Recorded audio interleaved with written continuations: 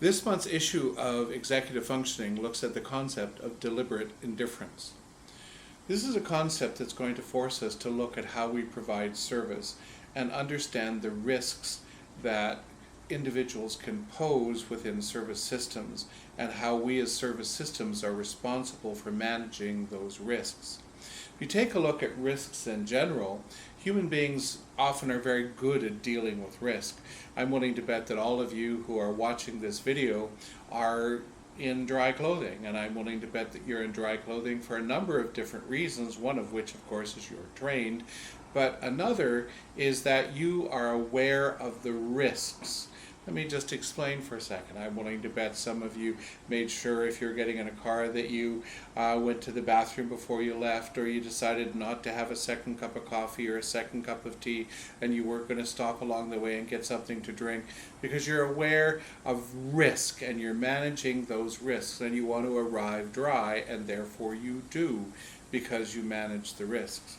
We do this in all sorts of areas of our lives. If we have children, we're very aware of risks. We change the environment so that the children are safe within that environment. We move things up. We're careful with our monitoring and careful with our supervision, and we're particularly careful when we have somebody else care for our child. We speak to babysitters about the various concerns that we have and how to keep the child safe in this particular environment. We're aware of risk. We're aware of risks in our immediate environment, and we're aware of risks as they pertain to us and our family. When we look at this as an issue for human service providers, we need to understand risks in exactly the same way and use exactly the same skills. The issue is, there have been a variety of different lawsuits that have been brought against nursing homes, prisons, schools, and children's homes and so forth, because it was alleged and then proven that those organizations were aware of a risk within that organization, and that organization did nothing to mitigate or manage those risks. So let's just take a very common kind of thing that we face as service providers.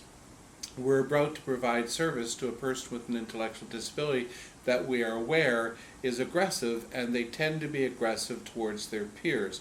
Not the staff, not the community, but towards their peers. Now, the mere fact that we know that means we understand the risk is there. Then the next question is, what are we doing to mitigate that risk? Because knowing that information and then putting that person into an environment where there are other people with disabilities, whether that be in a group home situation, whether that be in a shared apartment, whether that be in some kind of day program or group setting, we are aware that we are exposing all those other people to risk. And while the individual with the disability we're providing service to is aggressive, has rights, so do the people that are in the environment with them.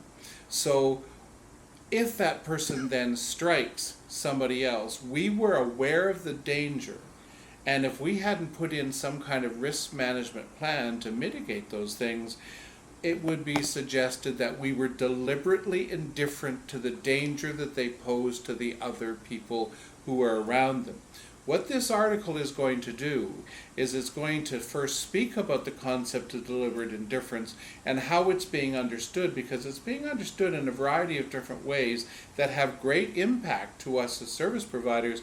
But then the article is going to suggest things that we can do in order to make sure that our organizations are safe, while at the same time creating safer places for people with disabilities to live, our staff to work, and the communities that surround the places that we operate will be equally safe, because we've understood and mitigated risk in an organized fashion that is written, documented, and then able to be presented as evidence that we were aware of and took action regarding the risks that we